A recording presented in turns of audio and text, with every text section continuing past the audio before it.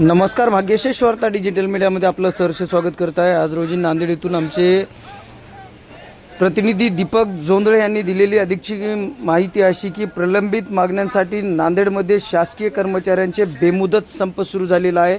आपण आमच्या माध्यमातून पाहू शकता, राज्यातील शासकीय कर्मचाऱ्यांच्या दीर्घकाळ प्रलंबित असलेल्या मागण्यांकडे शासनाने वारंवार दुर्लक्ष केल्याच्या निषेधार्थ आज नांदेड जिल्हाधिकारी कार्यालयासमोर जोरदार निदर्शने करण्यात आली। राज्य सरकारी कर्मचारी मध्यवर्ती संघटना आणि शिक्षक व जिल्हा परिषद समन्वय समितीच्या नेतृत्वाखाली नांदेड जिल्ह्यातील सर्व शासकीय निमशासकीय शिक्षक आणि जिल्हा परिषद कर्मचाऱ्यांनी आजपासून बेमुदत संप सुरू केला आहे। यामध्ये प्रशासकीय यंत्रणा कोलमडली आहे। राज्यातील सुमारे आंदोलन काय आम्ही सहकुशीनं राजीनं करत नाही।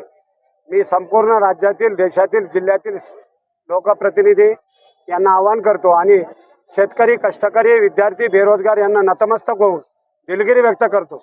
संपाला उतरायची आमची अजिबात इच्छा नव्हती, परंतु सरकारनं आडमुठी भूमिका घेतल्यामुळे ही संप करावा लागत आहे आणि ही संप आता बेमुदत संप आहे। ही किती दिवस चालेल काही सांगता येत नाही। आता तुम्हाला माहित आहे, देशाच्या पातळीवर माननीय पंतप्रधान महोदयांनी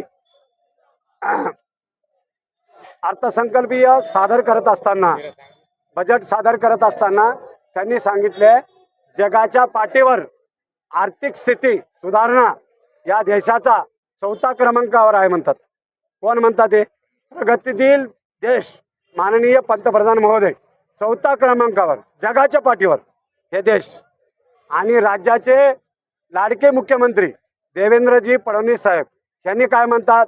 जगाच्या पाठीवर किती 34वा क्रमांक वित्त विभागामध्ये बजेट जेव्हा सादरीकरण केले 34वा क्रमांकावर आपण 1 नंबर आहोत म्हणे, जगाच्या पाठीवर राज्य बरं का। मग मला सांगा, असा असताना आमचा 4 महिन्याचा DAB आपला थकबाकी का रोखून ठेवला असेल? हे प्रश्न आहे की नाही हो? एवढी प्रगती जर तुम्ही घेतली असेल, एवढं राज्य विकसित तुमच्या नेतृत्वामध्ये होत असेल, सर्वसामान्याचा 3 महिन्याचा DA तुम्ही घोटून ठेवता, म्हणजे याचा अर्थ काय समजायचा आम्ही?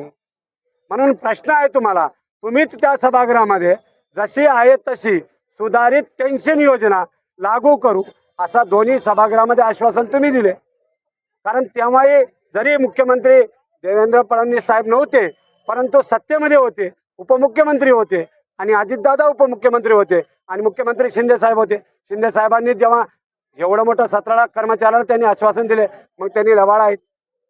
आज जर त्यांनी पूर्तता करत नसेल आणि 2 वर्षापासून सतत विकल्प काढतात, त्यांनी विकल्प द्या म्हणून। अहो, विकल्प काढायची गरजच नाही। तुम्ही ज्या सुबोध कुमार समितीच्या माध्यमातून जी सुधारित पेन्शन तुम्ही लागू केले असं म्हणता, त्याची स्पष्टीकरण देत नाही। त्याला 16(ब) मध्ये दूर काढ बसलेली आहे। ती फाईलवर कोणताही निर्णय तुम्ही घेत नाही आणि एकेकाळी तुम्ही विकल्प मागता, कर्मचाऱ्याला संभ्रमात निर्माण करता। ही अत्यंत खेदाचा बाब आहे। म्हणून यापुढे याहीपेक्षा जोरात, कारण कर्मचारी सर्वदूर संतापलेले आहेत, असंतोष आहेत। सरकार सत्तेवर असून 15 महिन्यापासून कोणताही चर्चा करत नाही, कोणत्याही निवेदनावर दखल घेत नाही। किती सनदशीर मार्गाने संयमानं शांतीनं जनतेच्या हितासाठी, जनतेचं नुकसान होऊ नये, प्रशासन गाडा थांबू नये, गोरगरिबांचा पिळवणूक होऊ नये, शेतकऱ्यांचा पिळवणूक होऊ नये, या हिशोबानं आम्ही 15 महिने संयम धरले। आता आमचा संयम संपलेला आहे, कारण आम्ही सुद्धा कष्टकरी शेतकऱ्यांचे मुलं आहोत। आमचाही हक्काचा काही विषय आहे। आम्ही सेवानिवृत्ती झाले तर आम्हाला 5,000 आमचं कुटुंब कसं चालवायचं हे प्रश्न आमच्या डोळ्यासमोर आहेत।